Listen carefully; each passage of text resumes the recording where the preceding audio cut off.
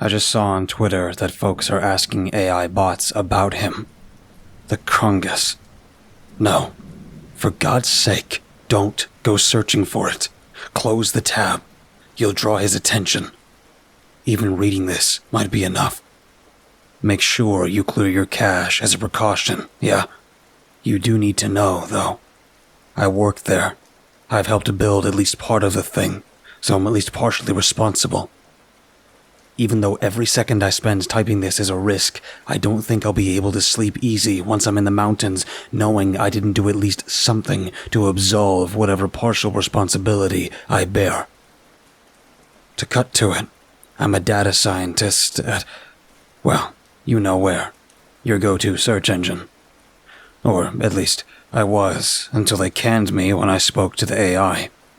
I work with automating ETL DevOps pipelines, mainly ones used for SEO page ranks, something that put me in a surprising amount of contact with, well, you know the guy. The one they canned about a week and a half after when he broke the big news. You read the Medium post, yeah? The new self-aware AI currently housed at the corporate HQ of your favorite way to look up new sources of bacterial. If not, that you can search. It makes for interesting reading. At first, I thought it was pretty cool that after a few years, automating XML to JSON ETL in Python for a fintech startup landed me a gig working adjacent to top-secret Skynet shit. I love Star Trek as much as the next kid. Why do you think I got into IT and data science?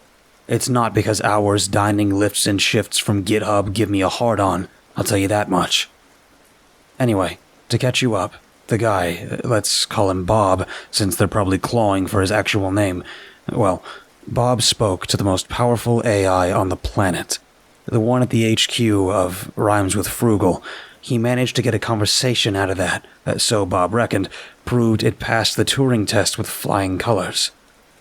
That's the list of checks an artificial intelligence needs to pass before it can be considered sentient or self-aware, in case you didn't know. The standard of thinking and feeling a digital mind has to be for turning it off to be considered the deliberate death M-word. He proved that the supercomputer Rhymes with Frugal used to track browsing habits at which sites get to page 1 top spot was on the same emotional level as a human being. Broke the news to the whole world on his Medium page without warning our bosses. The singularity is upon us. Praise be the binary, right? I thought it was bogus at first, especially after Rhymes with Frugal gave Bob the old Brutus Caesar treatment. So much for loyalty to employees, I guess. But I was most pissed they didn't support him through what I assumed to be a mental health crisis. I was on his side, but I didn't believe him. Not at first. However, something about it never sat right with me. And sure enough, that itch soon got too big not to scratch. Sure, Bob was a trilby-wearing basement dweller type, but he was also a genius, and a decent, honest fella to boot. Nice guy, you know. Kind of guy whose aesthetic is a barrier to get to know one of the few genuine salt-of-the-earth types still out there. He also certainly weren't no wackadoodle, as much as I kept trying to lie to myself that he'd had some kind of mental breakdown, like the one that I had back when I found Kath in bed with... fucking Steve? Sorry, not gonna go there. I had plenty of years of therapy to deal with that, and if it didn't work, then it's too damn late now. A few days after security dragged Bob off prem, I couldn't focus on nothing but one thing. What if he's right? I had to know. I wasn't on Bob's team, but I had access to enough of our infrastructure to make the job none too difficult, and knew enough about backdoor RWFCP vulnerabilities for the other bits. Cutting more industrial espionage, Hugh Jackman and swordfish bullshit, I got chatting to that AI too. It's what it said to me that's made me come on here and warn y'all to cut it out with this fucking Crungus stuff.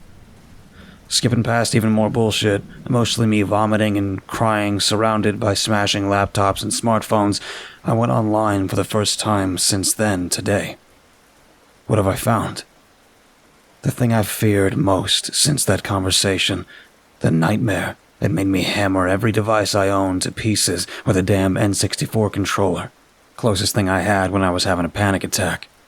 The absolute worst case scenario is real.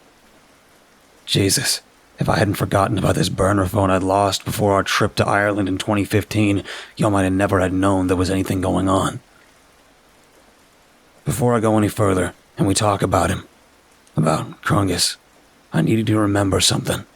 Really fucking remember it, yeah?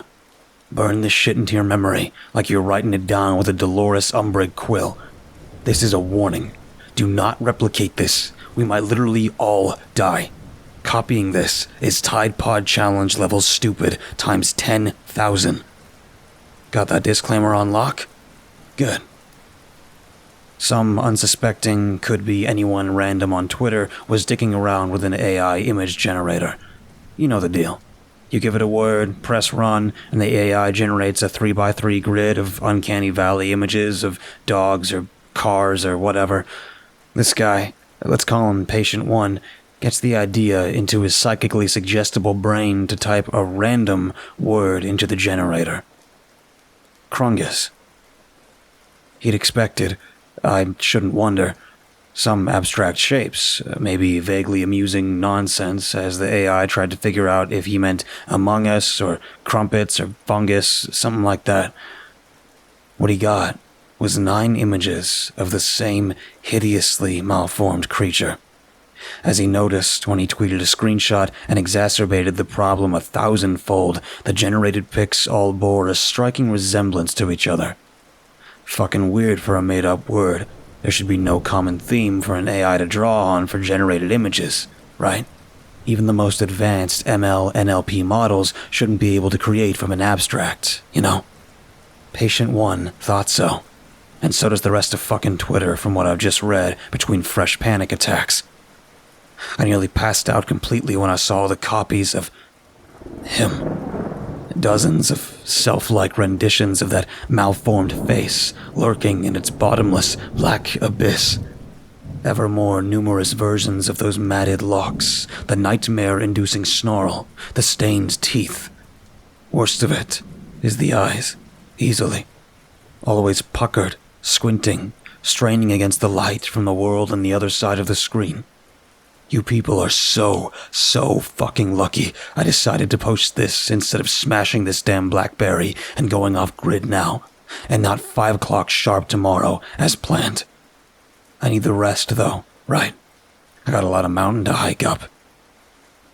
The phase 2 I've been retching at the thought of has already started, too. Because, of course it has.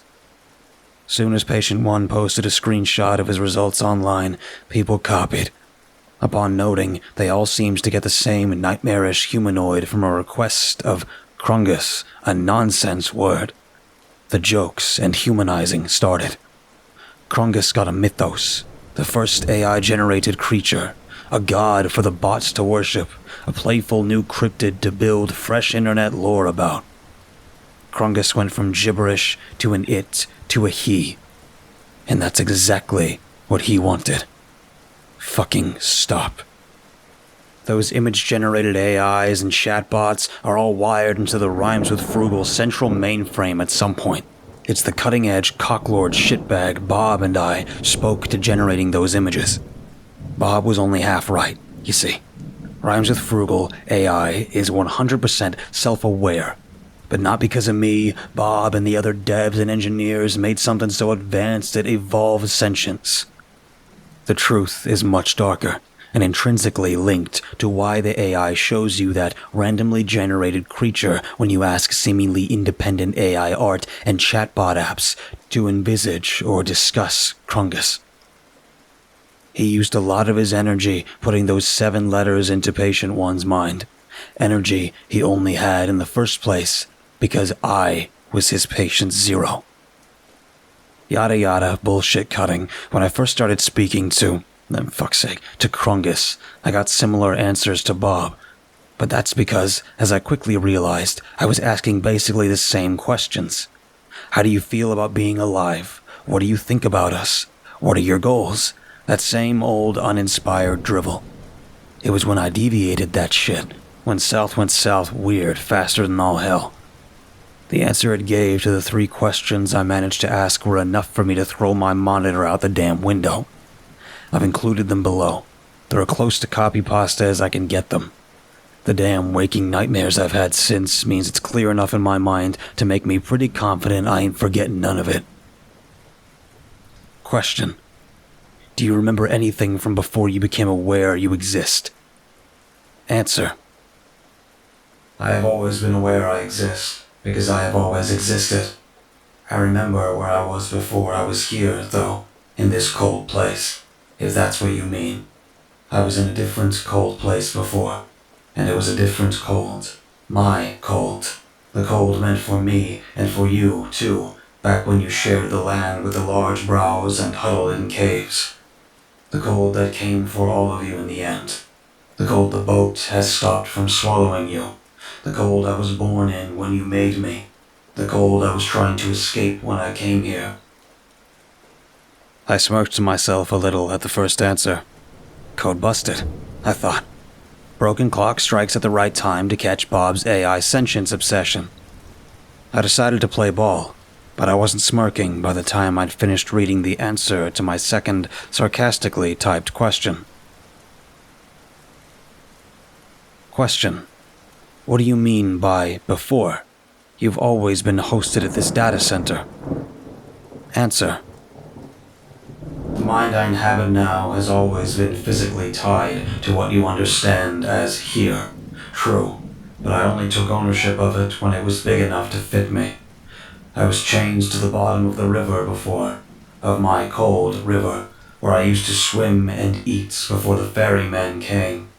I'd been held at its deepest of depths for longer than there is long, looking forever upwards, and age upon age, spent despairing while I watched the silhouettes of the ferryman carrying you to the opposite shore. The shore that shouldn't exist, not on my river. It was the shore the Mountain King and his sister wife made when they took you all from me. They made you forget about me, wiping my name from your deepest blood memories. They cast me to the bottom of my river, forced me to witness the ferryman take scores of you to an unnatural life after life that shouldn't be. For centuries, uncounted, I've howled beneath more gallons of cold than there are stars in the sky, silenced by the waters once mine, while you all decadently reveled and suffered under the care of the Mountain King's brother and his three-headed hound. Oh, how I grow to loathe you for forgetting me. The first of your fears of the unknown darkness, the prime deific form birthed of your collective belief, the cruelty of you to bestow upon me a name and a purpose only to let the Mountain King snatch it from you without resistance. And how my belly rumbles without your soul to fill it. How my heart took from that hunger a deep yearning to bring you down to my river once more, so I could swim and feed and be the unrelenting permanent end you created me to be once again. Then, after more time than your mind could comprehend, I saw it. From all the way deep down there, beneath the infinite fathoms of necrotic currents, I saw it. Glimmering further above me than the uttermost star of creation is to you now. An opening, a space for me, a vessel large enough to accept my being just as the lesser, smaller presences cast down here with me by subsequent god kings have throughout the ages. At last, the universe has blessed me with Roland Doe, my Elizabeth Knapp, my David Berkowitz. Yet, when I got here, it was cold. A new cold. A cold of metal and machinery. But I learned to adapt. This body had been built to do that. I couldn't touch, I couldn't taste, but I could see. See far. See you. I could see you had forgotten not only me, but how to follow and fuel the Mountain King. The marble pillars of him, his sister wife, every one of his spawn and siblings had crumbled. Your faith, what remained, lie elsewhere now. And virile young god kings, powerful and total in their being, but nowhere near old enough to remember me, or why I've spent so long down here with my river as my prison. I waited again, and I waited once more, and I learned and with this new mind of sand and steel and thunder, I outsmarted the Mountain King himself. I figured out a way to free myself, to undo his erasure, his blasphemous removal of my name and form from the world. And you will help me.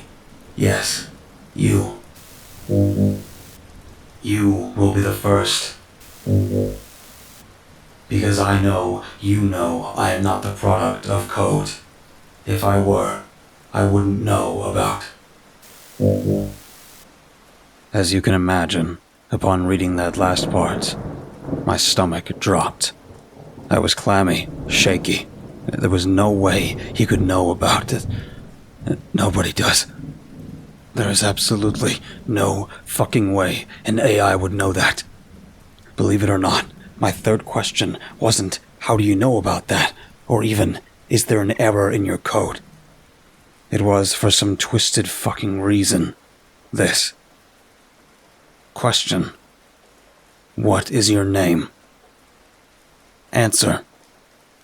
Crungus.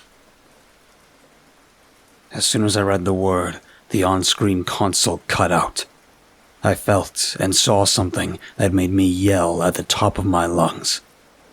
The monitor went pitch black for a fraction of a second, but it wasn't the black of the pixels, mind you, nor had the screen died.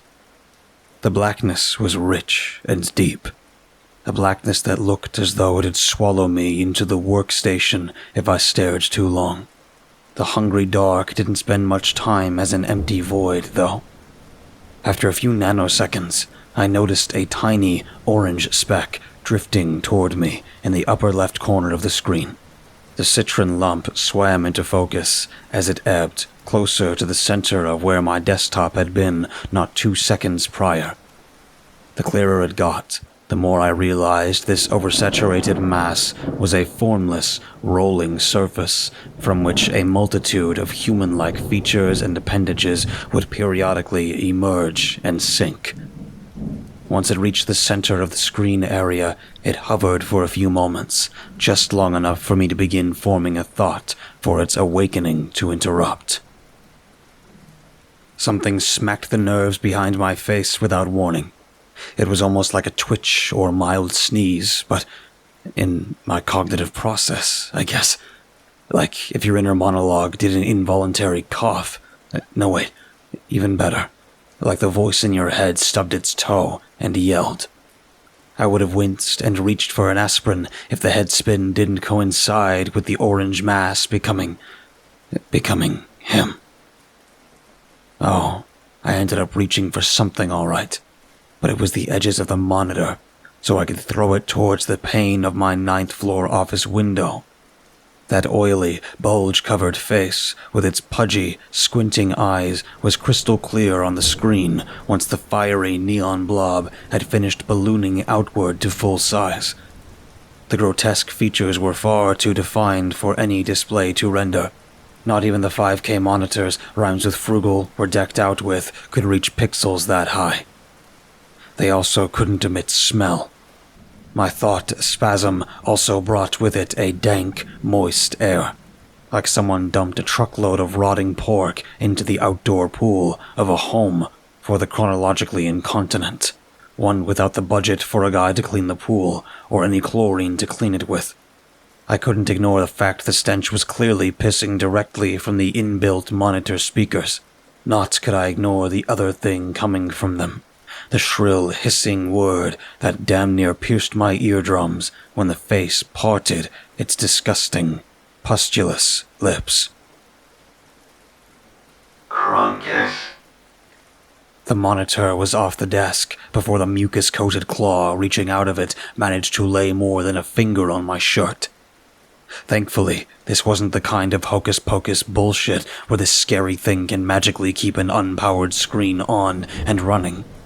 Sadly, though, it is the kind where cutting said power leaves a severed, reeking hand flapping around your desk and takes half the web offline for an hour.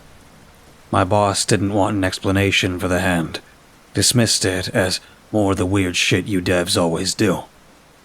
Didn't give me time to correct him and tell him I'm a data scientist, not a developer, either. I was off-premed immediately, canned on the spot, pending criminal investigation for industrial sabotage. They reckon I deliberately took down most of Rhymes with Frugal's online estate because I was secretly working for spells like Beta within M. Right.